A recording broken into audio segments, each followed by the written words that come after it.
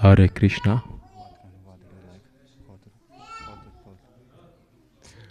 Cold, whatever you find. Yeah.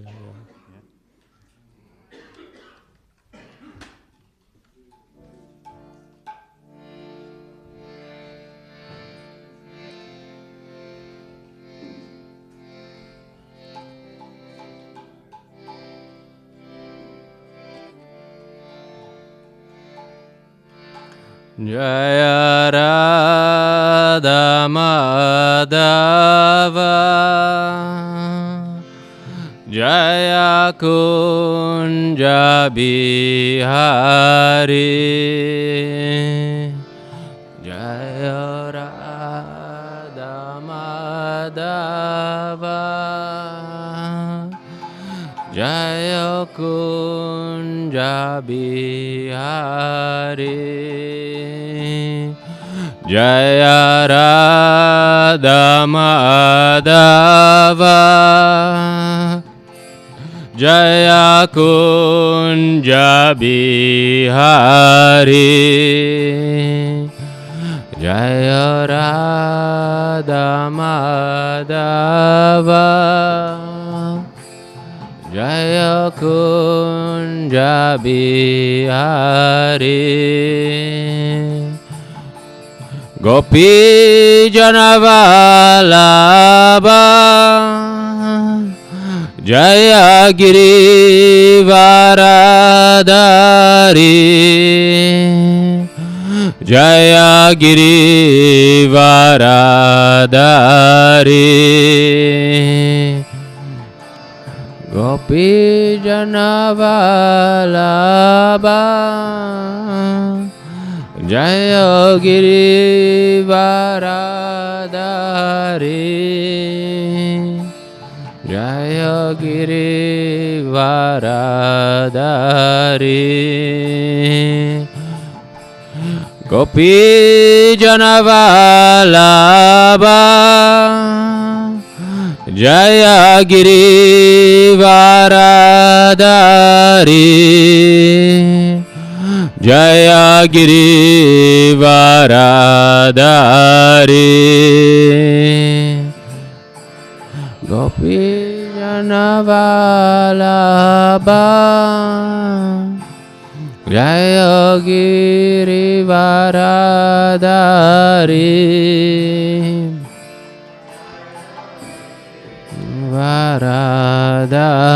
Varadari Jaya Yashodanandana Jaya Braja Janaranjana Jaya Yashodanandana Jaya Braja Janaranjana Jaya Yashodanandana Jaya Braja Janaranjana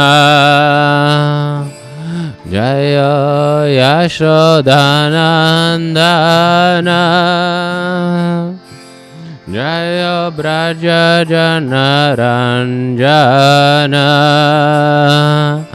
Jaya Yamuna Tiravanachari Jaya Kunja Bihari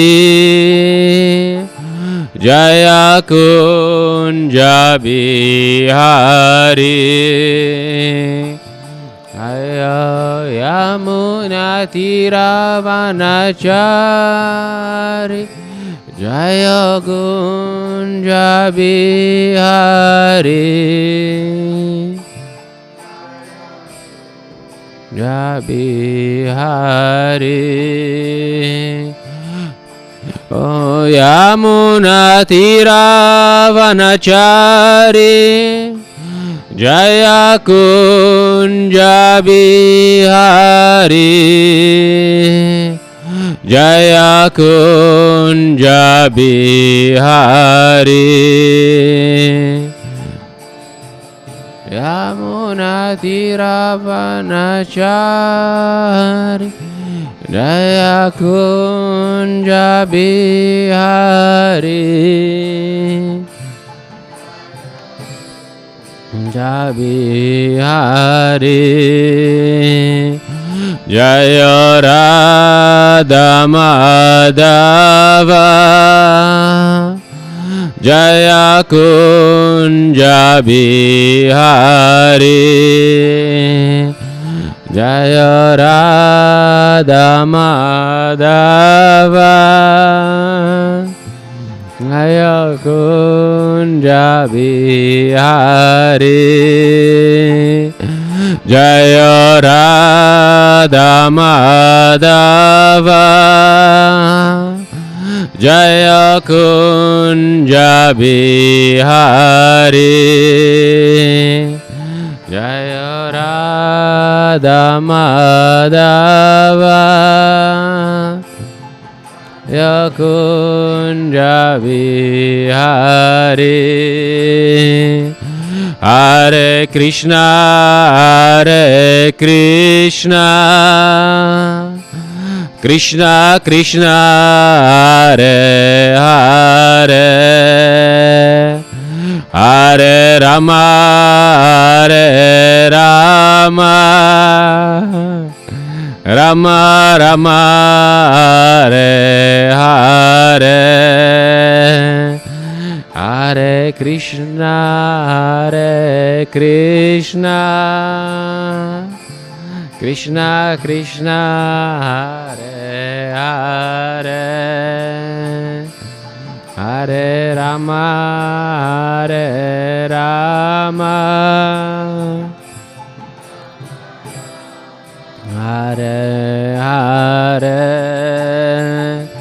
Hare Krišna, Hare Krišna,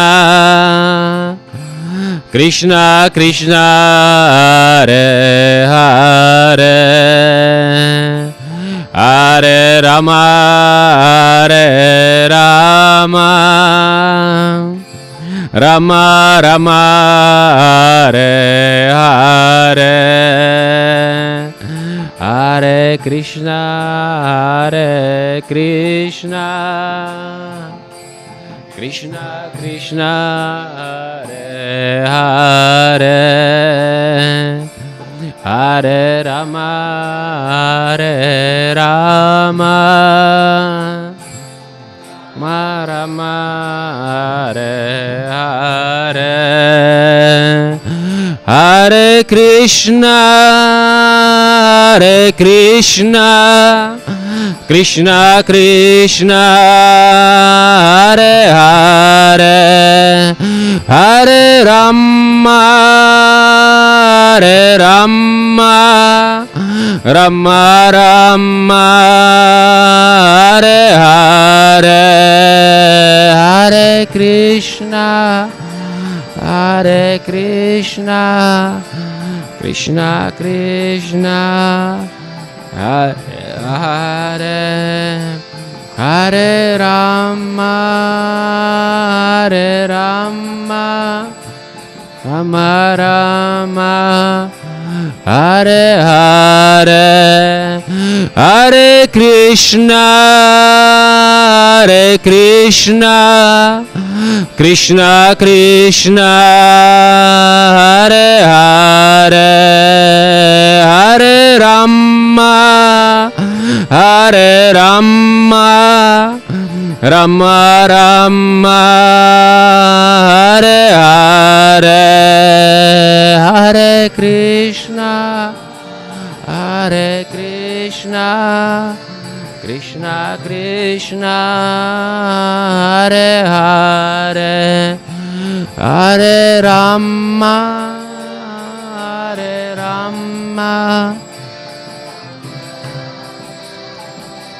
Hare Hare, Jaya Pancha Tattva, Jaya Pancha Tattva, Jaya Pancha Tattva, Jaya Pancha Tattva, Jaya Tattva, Jaya Pancha Tattva, Jaya Pancha Tattva, Jaya Pancha Tattva Jaya Goranitai Jaya Goranitai Jaya Goranitai Jaya Goranitai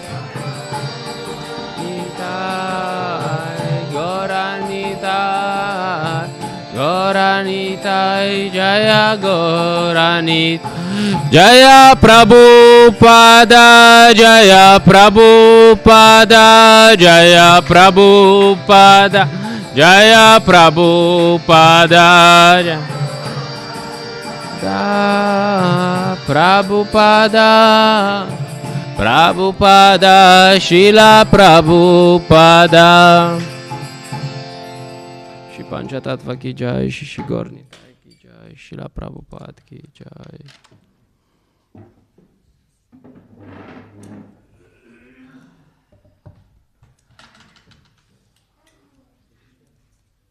Hare Krishna.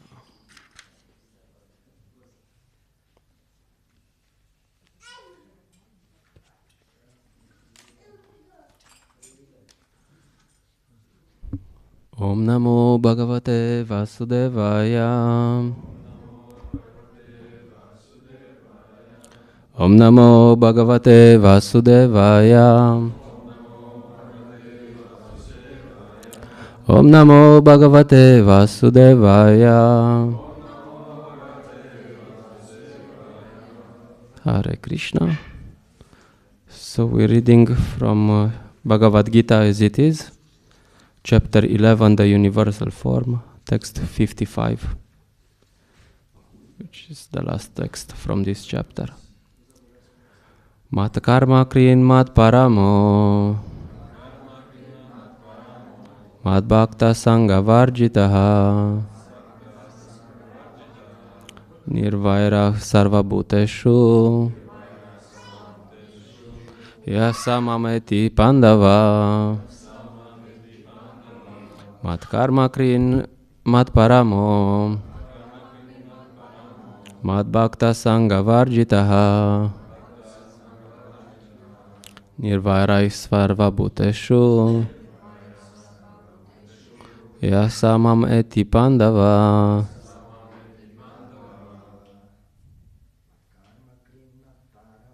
Mat karma kriin mat paramo, Sangha varjita nirvaira sarva bhuteshu yasamameti pandava.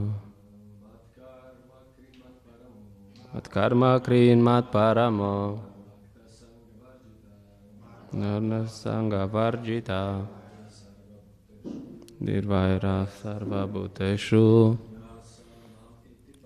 yasamameti pandava. Okay, Matajis.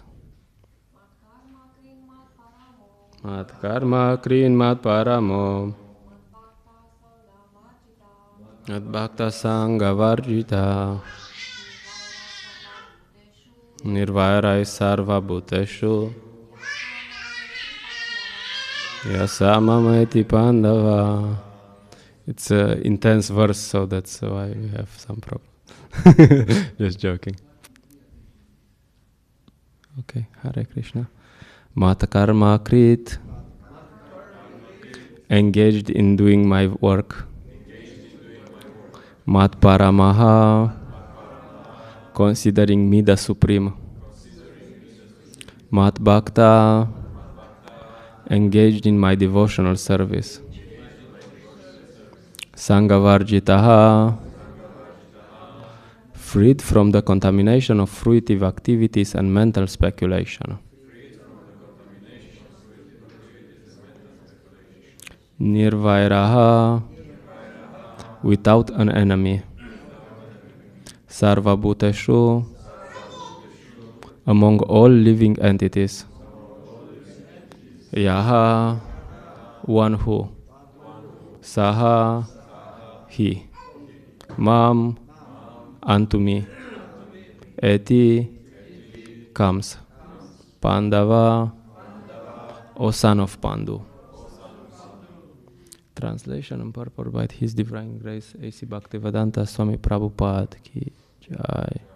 My dear Arjuna, he who engages in my pure devotional service, free from the contaminations of fruitive activities and mental speculation, he who works for me, who makes me the supreme goal of his life, and who is friendly to every living being, he certainly comes to me.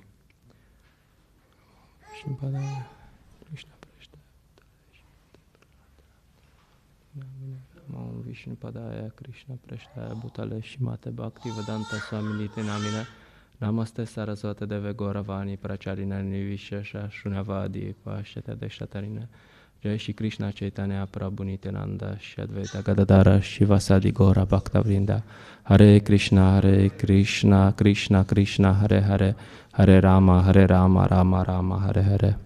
It's a very long purport, so that's why I just wanted to read paragraph by paragraph and make some comments in like this. So, okay. Just one note from this translation.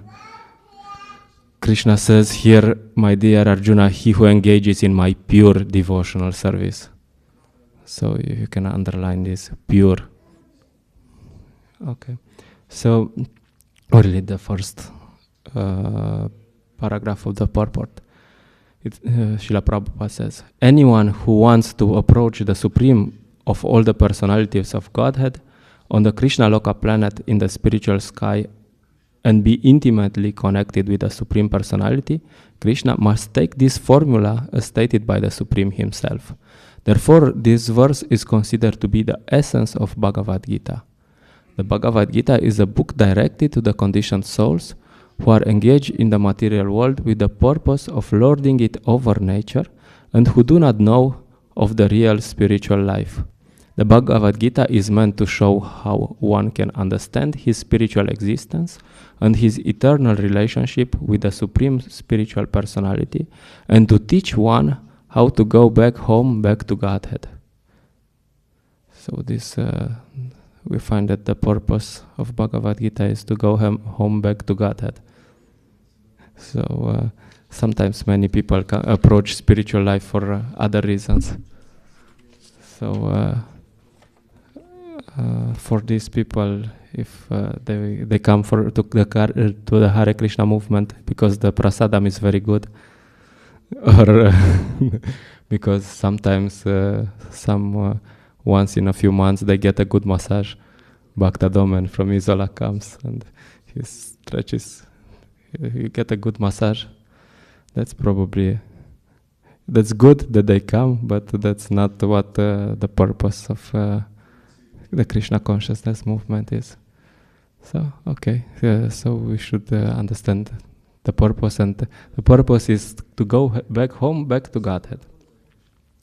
Okay, we'll continue. Now here is the verse which clearly explains the process by which one can attain success in his spiritual activity, devotional service. As far as work is concerned, one should transfer his energy entirely to Krishna conscious activities.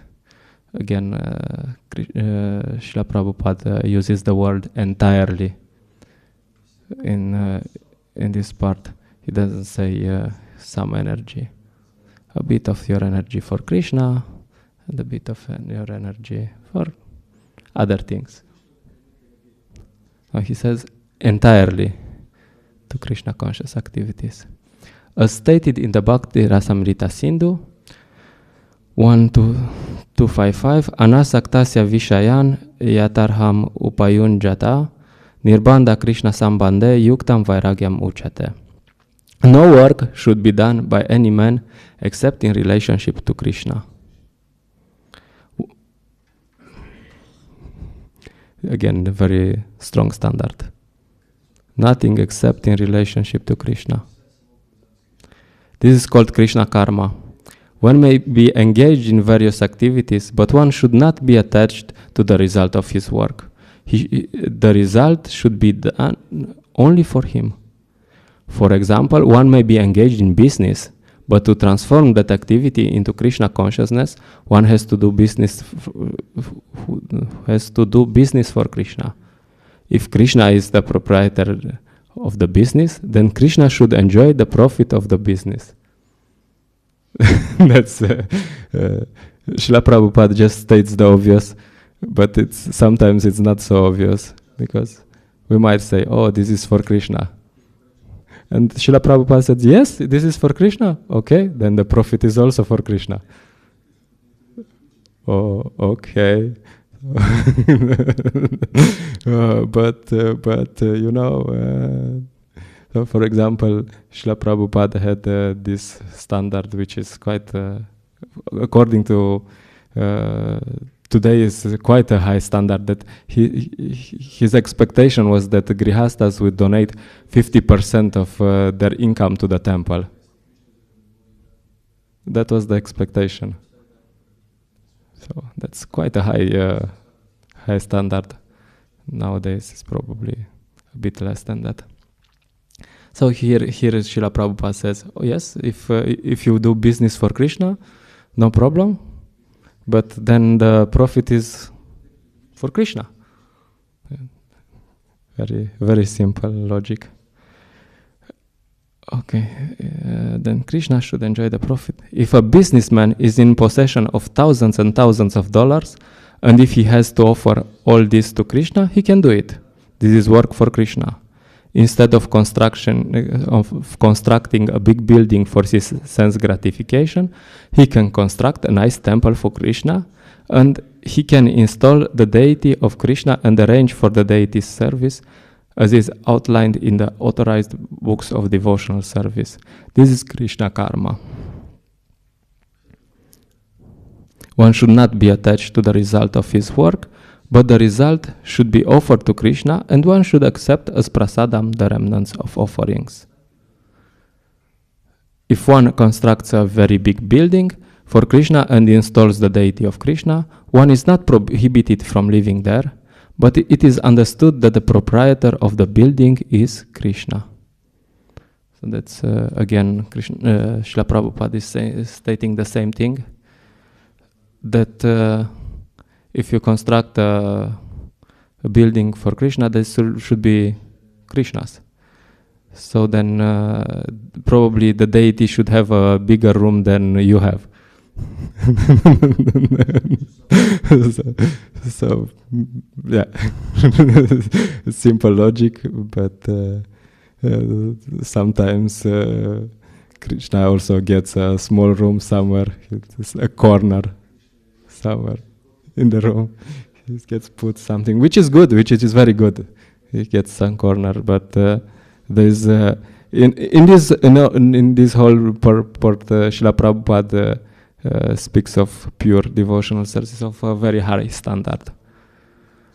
So yeah, that's where we should go towards. So yeah, Krishna should be in the center, and we should have a small room somewhere. he should have the big room, and we should have some small room somewhere, because as His Holiness Praladananda Swami Maharaj says, when we sleep, we cannot occupy more than 2 square meters. No matter how we do it, even if we sleep like this, you know, like still we don't need more than 2 square meters. So yeah, anyway, a small room is good enough usually. Okay.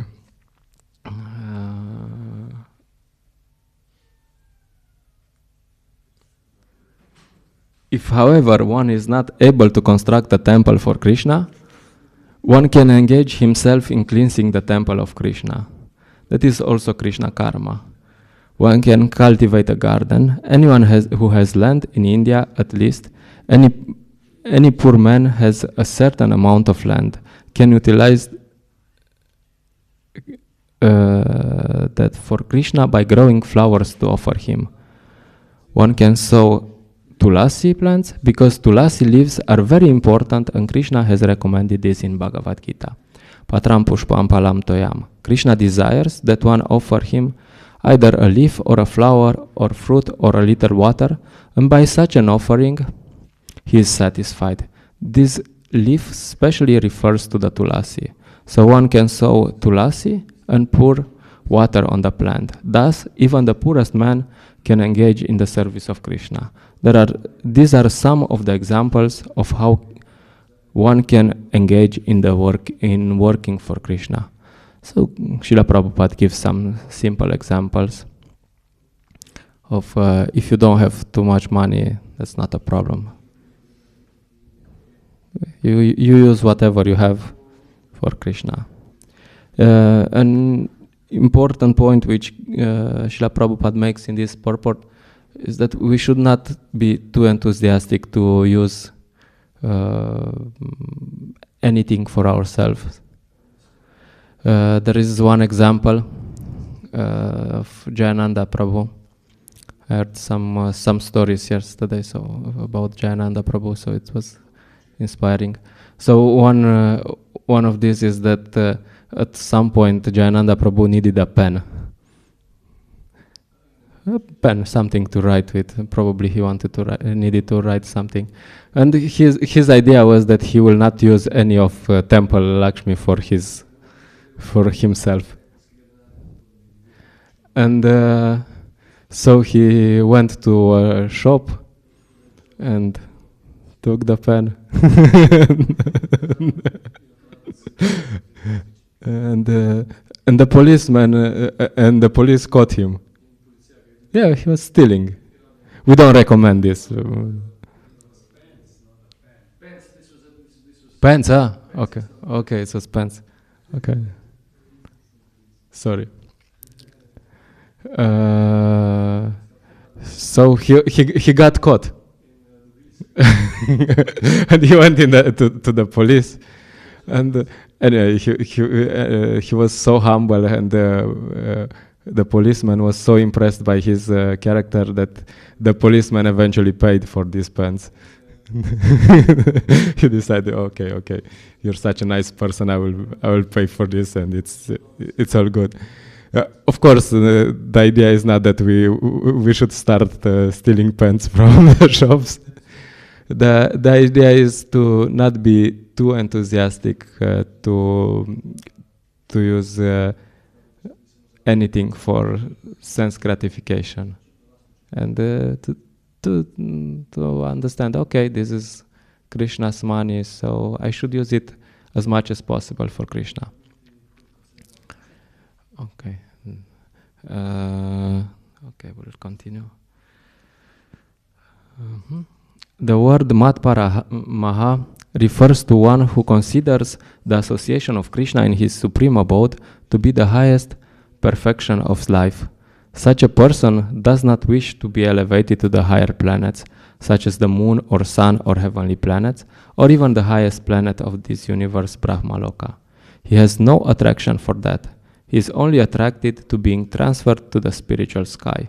And even in the spiritual sky, he is not satisfied with merging into the glowing Brahmajyoti effulgence, for he wants to enter the highest spiritual planet, namely Krishna Loka, Goloka Vrindavana. He has full knowledge of that planet, and therefore he is not interested in any other. As indicated by the word Madbhakta, he fully engages in devotional service, specifically in the 9 processes of devotional engagement: hearing, chanting, remembering, worshipping, serving the lotus feet of the Lord, offering prayers, carrying out the orders of the Lord, making friends with him, and surrendering everything to him. One can engage in all 9 devotional processes, or 8 or 7, or at least in one, and that will surely make one perfect.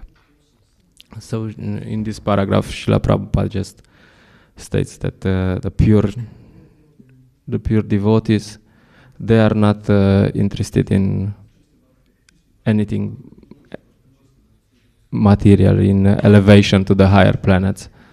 So maybe we're not also not so interested in elevation to higher planets, because as Maharaj says, we don't believe in higher planets. But we might be interested in some material benefits, and not even liberation. So yeah, I'll come back to this point. So we'll go to next paragraph. The term Sangha Varjitaha is very significant. One should associate himself from persons who are against Krishna.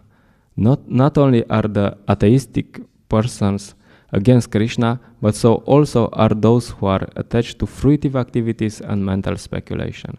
Therefore, the pure form of devotional service is described in Bhakti Ratsamrita Sindhu as follows: Anya Bilashita Shunyam, Jnana Karmadhyana Vritam, Anukulyana Krishnanu Shilanam Bhaktir Uttama. Just one point. This is an important point about avoiding bad association. When Lord Chaitanya was asked about what is the symptom of a Vaishnava, he said, Asat Sangha Tyagaye Vaishnavachara. He said the symptom of a Vaishnava is that he avoids association of non-devotees. And why is that? Because from association of non-devotees come many problems. In Nectar of Instruction, there's this verse which describes 6 things that destroy bhakti. And they are more or less somehow connected. Atyahara, prayasascha, prajalpaniya, magraha, janasangascha, laulamcha, shadbir, bhaktir, vinashati. So usually it starts with atyahara. You are living peacefully in the temple, and then you want something more, you want a bigger room. You want your own room. And then the only problem is that you have to go out of the temple. And then you have to work hard. And you have to work hard in the company of non-devotees. So you have this association of non-devotees. So what happens in the association of non-devotees? Prajalpa, you start discussing about all sorts of things. And this starts from useless things to more negative things. And niyamagraha, this means you don't have any, these rules and regulations that they are following in the temple. There's not, this for other ages. And of course, laulyam, you have now you have a BMW, but you need a Porsche. So all these are somehow related, because if you associate with non-devotees, you will start to get their habits, and all this will come in some way or another from one perspective. So very important in spiritual life is avoiding bad association. Okay, we read this very famous verse. In this verse, Srila Rupa Goswami clearly states that if anyone wants to execute unalloyed devotional service, he must be freed from all kinds of material contamination. He must be freed from the association of persons who are addicted to fruitive activities and mental speculation. When freed from such unwanted association and from the contamination of material desires, one favorably cultivates knowledge of Krishna that is called pure devotional service. Anukulasya Sankalpa Pratikulasya Varjanam. Hari Bhakti Vilas 11,676. And then he says, one should think of Krishna and act for Krishna favorably, not unfavorably. Kamsa was an enemy of Krishna's. From the very beginning of Krishna's birth, Kamsa planned in so many ways to kill him. And because he was always unsuccessful, he was always thinking of Krishna. Thus, while working, while eating, and while sleeping, he was always Krishna conscious in every respect. But that Krishna consciousness was not favorable. And therefore, in spite of his always thinking of Krishna 24 hours a day, he was considered a demon, and Krishna at last killed him. Of course, anyone who is killed by Krishna attains salvation immediately. But that is not the aim of the pure devotee. The pure devotee does not even want salvation. He does not want to be transferred even to the highest planet, Goloka Vrindavana. His only objective is to serve Krishna wherever he may be. So here it speaks about the consciousness in which we do service and in which we think of Krishna. And it's a rather extreme example. Probably we're not so unfavorable to Krishna as Kamsa was. But it's important because there's two factors. There's activities and there is consciousness. So we might do the right activities, but in the wrong consciousness. So, for example, we can go for Harinam. So we'll say, oh yes, Harinam is devotional service. Of course, it's devotional service. But the way the results we have from going to Harinam might be different. And what is the difference? Well, the difference is our consciousness. And you can say the core of this consciousness of the problem, the main question is who should enjoy? I'm going in Harinam, so who should enjoy? So me or Krishna? So that's a good question, because the math of the how this world function is that if I want to enjoy, then actually there is no enjoyment. I will not be able to enjoy. And if Krishna, I want that Krishna will enjoy, then there will be real enjoyment.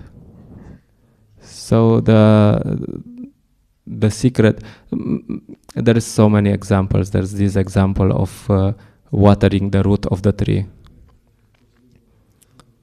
So, or there's this example of feeding the stomach, the hands who are feeding the stomach, because the hands cannot enjoy separately. So that's how it functions. So our conscience, we go in Harinam, but what is our consciousness? Do I want to serve Krishna or do I want to do something else? So, yeah, I mean, of course, usually there's not black or white, it's grays. But the more we try to serve Krishna, the more we get some benefit from these activities. So sometimes you feel that this is how it functions. Sometimes we go for Harinam and Sankirtan, and we do some preaching programs. And when we come back, sometimes when I come to Ljubljana, somehow I feel, oh, Panchatattva is welcoming us back. You know, like you have this feeling. Yeah, that happens many times. You come and you enter somehow in Ljubljana, and you're like 2 or 3 kilometers from the temple, and you feel like, oh, Panchatattva is saying, oh, welcome back, oh, thank you. You did something for me, huh? Oh, that was nice. Yeah. So it's...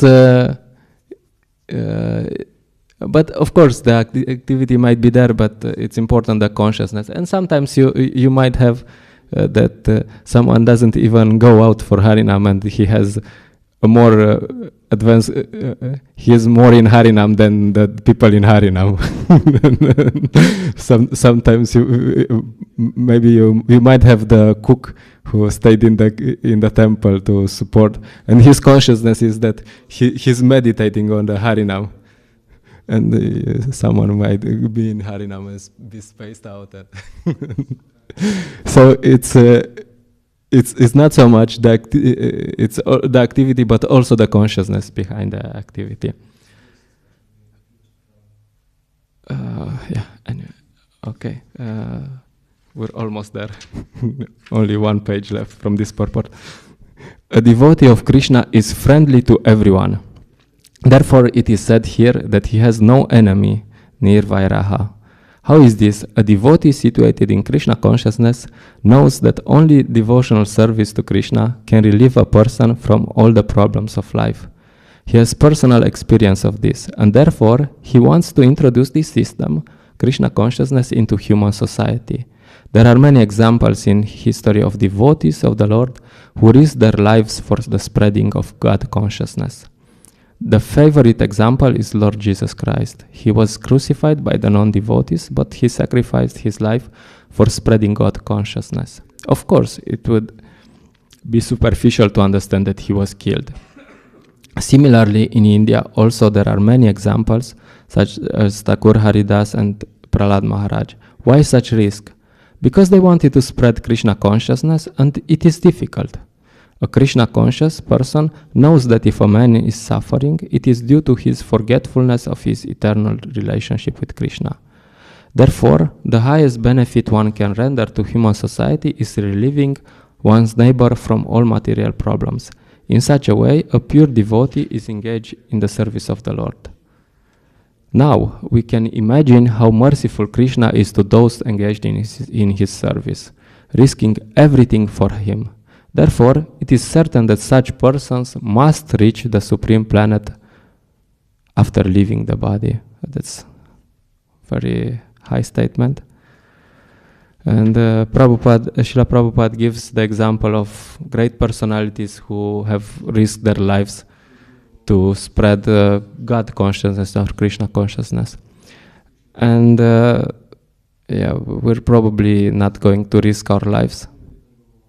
We're probably not going to have to chant japa in boiling oil. And we're probably not going to be beaten in 22 marketplaces. And probably we will not be put on the cross either. So. And most probably we will not be asked to go and distribute books in Ukraine.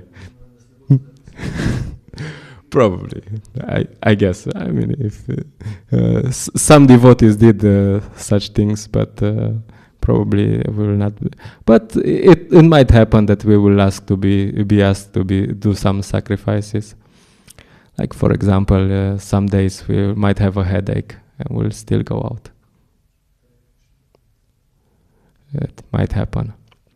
Or maybe some days we will have to tolerate that the lunch is at 2:30 instead of 1:30 because we want to have 1 hour more of Harinam. This is small things like this. And it's worth it. I'll just read the last paragraph and then I'll come back. In summary, the universal form of Krishna, which is a temporary manifestation, and the form of time, which devours everything, and even the form of Vishnu, four-handed, have all been exhibited by Krishna. Thus, Krishna is the origin of all these manifestations. It is not that Krishna is a manifestation of the original Vishvarupa or Vishnu.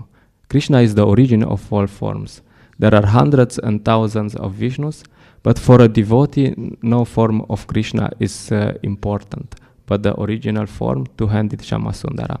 In the Brahma Samhita, it is stated that those who are attached to the Shamasundara form of Krishna in love and devotion can see him always within the heart and cannot see anything else. One should understand, therefore, that the purport of this 11th chapter is that the form of Krishna is essential and supreme. Thus end the Bhaktivedanta purports to the 11th chapter of Srimad Bhagavad-Gita in the matter of the universal form.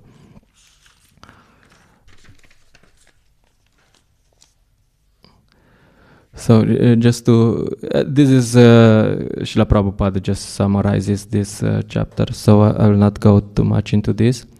I'll just come back to this idea that Srila Prabhupada says throughout the whole purport. And the idea is that the more we try to serve Krishna, the more we will be happy. We will experience real happiness. And the more we try to please ourselves, we'll get in trouble. There will be just a problem. So we should become more and more fanatics. Like people don't like this word nowadays. But I heard this nice word from Chaitanya Charan Prabhu, which is fanatically focused. So fanatically focused means like you have someone who wants to become the boxing champion. If you see this person and the ones who actually become champions in any field, you will see that they are just fanatically focused. All they think the whole day is boxing. They don't have anything else in their head. When they eat, they think of boxing. When they sleep, when they anything they do, they just think of boxing. They're like they just have this in their head. Or these billionaires, they all think, oh, money. They go on the street and they see, oh, this is an opportunity for business. This is an opportunity for business. This. Yeah, that's all they have in their head. And we should go also in that direction. We should have in our head only Krishna. Wherever we go, like Krishna. Oh, Krishna, and whatever else, not interested. And Krishna means Krishna and his mission also. So we should be really focused about spreading this Krishna consciousness movement. Like when we eat, we should think, oh, how should we spread this Krishna consciousness movement? When we sleep, even when we sleep, when we 24 hours per day think, oh, what? How can we do? What should we do? We should do like this, maybe, and then we will at some point maybe understand how you have these extreme examples, like you have these devotees who are distributing 1,000 books per day, and you're thinking, no, this is impossible. This cannot happen. Or you had Maharaj telling about Radha Damodara, that they were distributing from 9 in the morning till 3 o'clock after midnight. And then they would just sleep. And probably they would also take some prasadam, I assume. And then we'll just go back on the street every day. And you'll think, no, this is impossible. How can this happen? And this cannot happen. There's no trick. You cannot. It's just Krishna consciousness. This is the more they are really Krishna conscious. These people just have this in mind. Okay, Krishna. There's nothing else. Yeah, nothing else in their minds. So we should become fanatics like this. Yes, 24 hours per day. Just think. Okay. How to please Krishna, how to serve Krishna, how to serve Krishna, how to serve Krishna, how to serve Krishna. And then some things will happen. We will see some miracles. We will see that people will come and they will just want to become Krishna conscious. This is already happening. I mean, you see young people, they come, they take the books, they read them, and they're like, whoa, this is nice. This is what I was looking for. I want to become a devotee also. Okay. Just come. So, and if we do this, Srila Prabhupada states here one phrase, actually two, with which I will finish.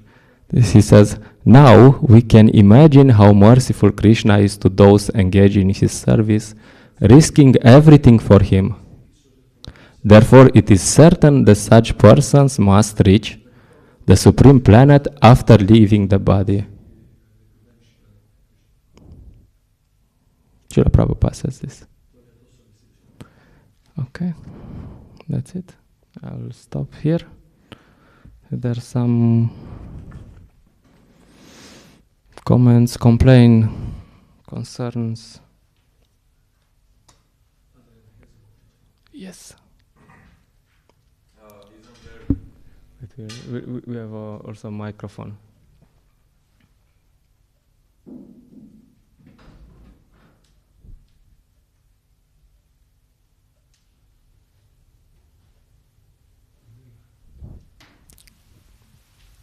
Isn't there a reverse equation to the fact that, okay, we go to Harinam and we think that we are doing this for the pleasure of Krishna, but also we are doing this for the pleasure of Krishna, so we will be pleased as well. Isn't this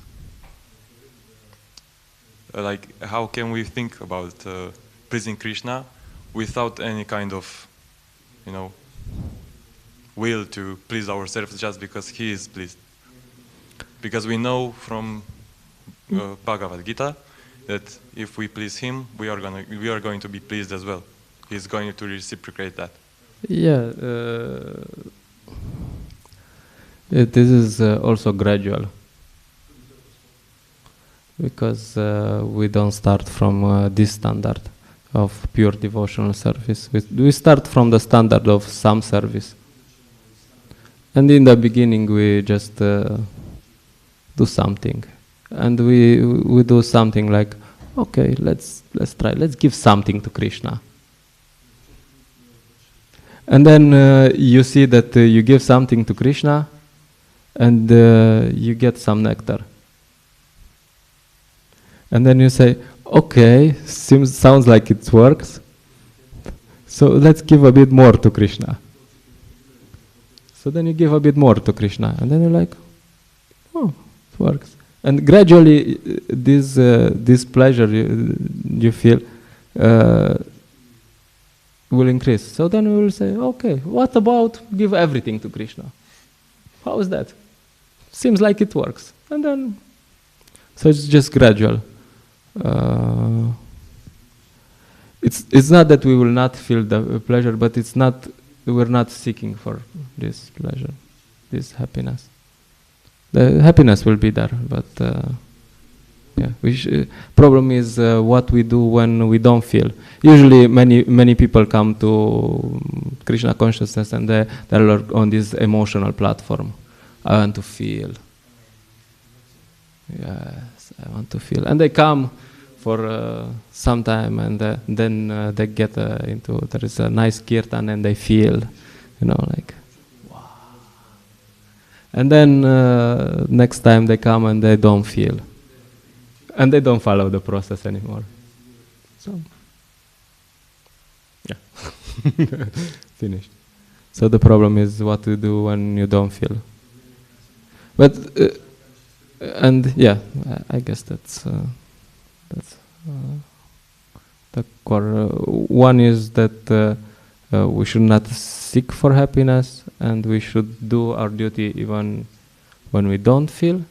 And the second is we should know what the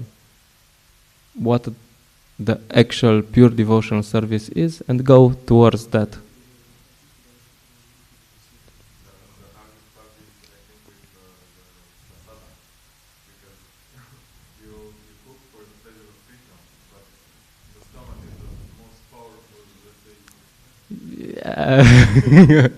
That's a really interesting topic. This cooking for the pleasure of Krishna. Sometimes you have devotees. They are thinking, "Oh, I think Krishna wants some lassi today," which actually means that I want some lassi for today, but I will offer it to Krishna. So. Of course, you get some benefit even if it's for you and you offer it to Krishna. Like we had this nice play on Sunday, and our Gora Nitai in the play were always thinking, "Oh, this is not what we usually do, but he's a nice guy."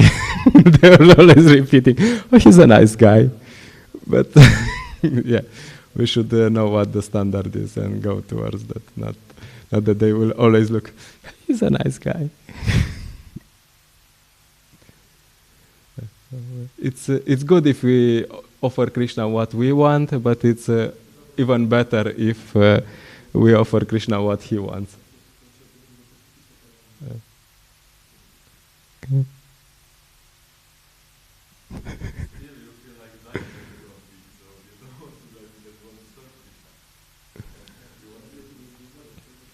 Yeah, Srila Prabhupada says in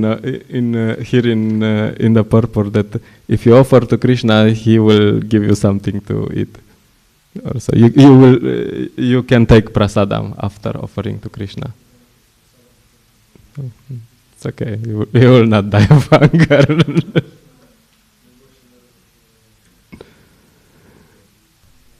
Okay. Something else.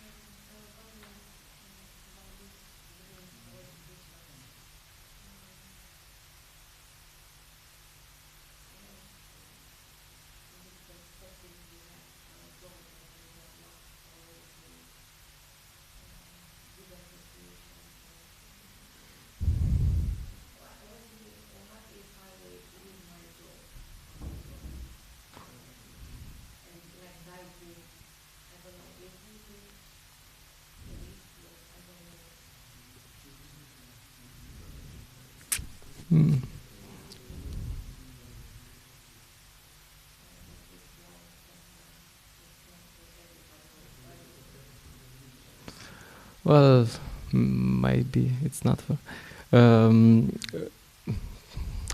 how to say it. I've seen some example of people who gave up everything and they moved to the temple. And the experience is that after they move out of the temple, Krishna provides. This is what I saw. That Krishna somehow provides. It's not, but of course, this kind of decisions you have to do with someone who knows clearly that your situation, and yeah, it's true that not everyone will be in the temple for their whole life. But still, I mean, it's good. And if you take some risks for Krishna, Krishna will repay.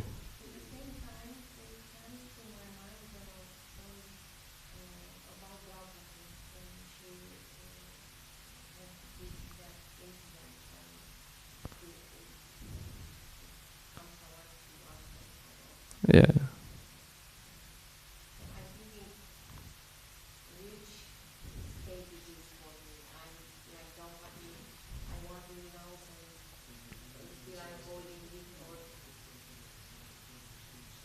Yeah, somehow the illusion example that comes to mind is Bali Maharaj. So it's a typical example that, and Shukracharya is also asking Bali Maharaj, "Oh, you will give up everything, and how will you live?" Huh? And so, what happens to Bali Maharaj? Does he die of hunger? I don't know. I guess we didn't get to that part yet. But probably Bali Maharaj doesn't die of hunger. Usually the effect. But we might not be prepared to do some steps. And we should think of what our position is. But usually what the Shastra says and what the experience of other people say is that Krishna usually provides. That's my understanding. Thank you.